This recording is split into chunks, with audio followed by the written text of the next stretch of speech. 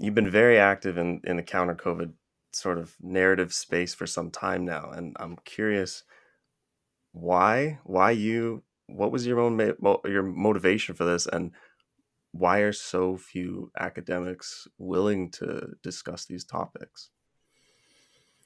Um, yeah, great question. That has come up in various circumstances in discussions with others. How come we're on this side of this debate suddenly and so divided from what is the majority of people in our countries? Yeah, I'm not sure. I'm a bit of a contrarian, I think, since birth, probably.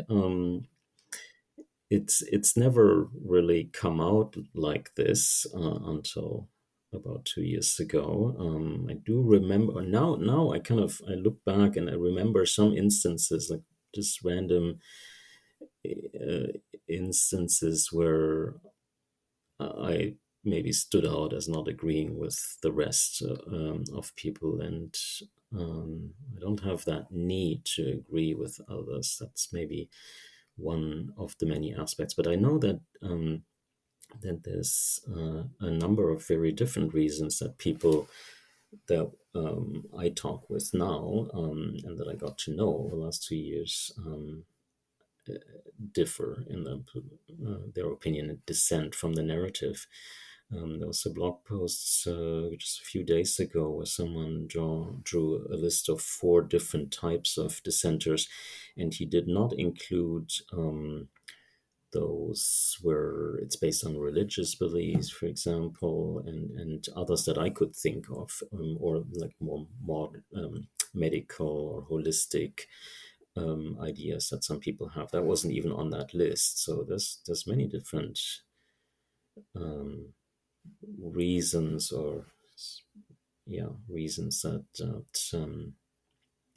you could dissent.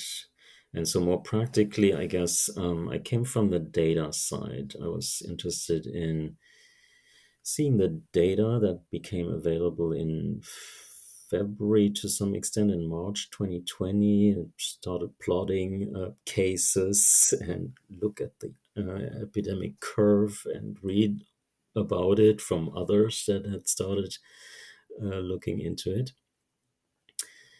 And then there were some inconsistencies there or question marks, like, for example, about the age distribution, and then why that wasn't highlighted. So I remember looking at these Italian epidemic data from Bergamo, where there was one of the earliest clusters, and almost everybody who passed away from COVID had 3 or more severe comorbidities and was Hmm. age 84 or something on average. So that just kind of didn't add up with what the media were showing and saying. And there were people writing about things like, I remember in March, I read a newspaper article in Germany that warned of the dark side of the measures, meaning that this author, a journalist, forecasted mental health problems in the population from lockdowns. And lockdowns had started, like that was maybe just a few days after lockdowns had started in Hmm. mid or late March. So it's not that there weren't those other voices, even throughout the whole pandemic. I think they weren't listened to, I guess. And so Yeah, you and it were asking seems about like academics. Sorry, Curtis, you were asking about academics. So there is many researchers who write papers that discuss the collateral damage of the lockdowns, that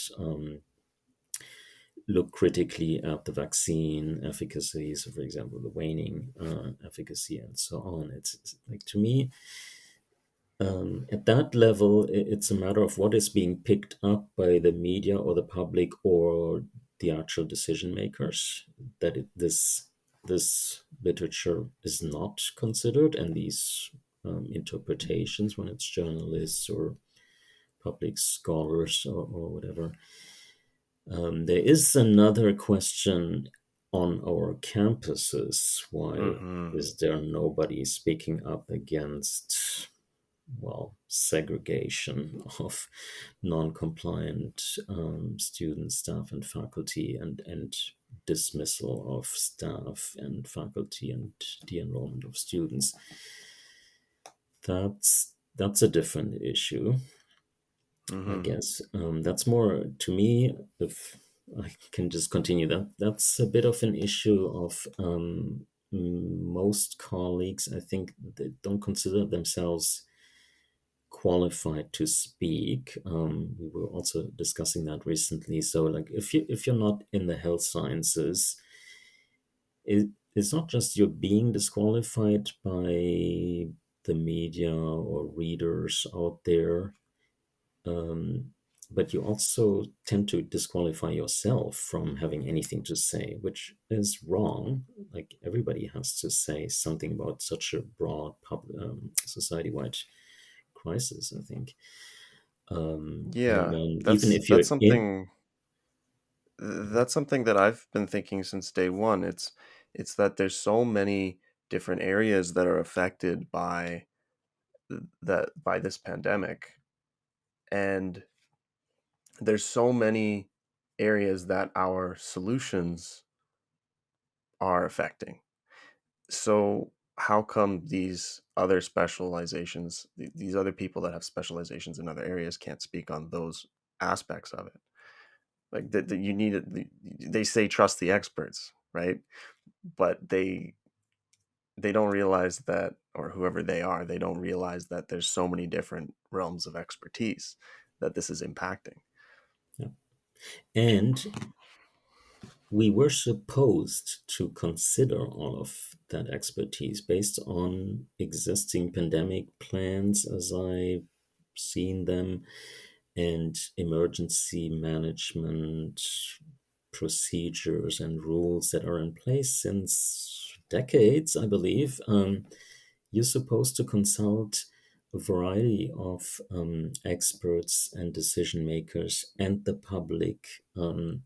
You have to get buy-in from the public through consultations and so on. You are not supposed, like, it's well known. This is research, I believe, that I don't know directly, but I've read into about this research, and I mean, it's obvious basically.